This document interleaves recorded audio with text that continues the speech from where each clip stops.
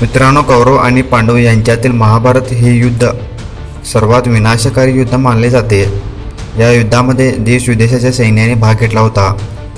मित्रांनो, कुरुक्षेत्रापासून सुमारे 40 किलोमीटरच्या परिघात लढलेले हे महाभारतचे युद्ध 18 दिवस चालले होते। या युद्धात स्वतः भगवान श्रीकृष्णांनी सहभाग घेतला होता, पण त्यांनी शस्त्र न घेण्याचे व्रत केले होते, म्हणून ते अर्जुनाचे सारथी झाले होते। तसेच आर्यभट्टाच्या मते महाभारत युद्ध 18 फेब्रुवारी 3102 ईसापूर्व झाले होते। मित्रांनो, महाभारत युद्धामध्ये असा एकही राजा शिल्लक नव्हता जो या भीषण युद्धात सहभाग झाला नाही। महाभारत युद्धामध्ये सुमारे 1,25,00,000 योद्ध्यांनी वीरगती प्राप्त केली होती। यामध्ये कौरवांच्या बाजूने सुमारे 70 लाख सैनिक मारले गेले होते आणि पांडव सैन्याचे 44 लाख लोक मारले गेले होते।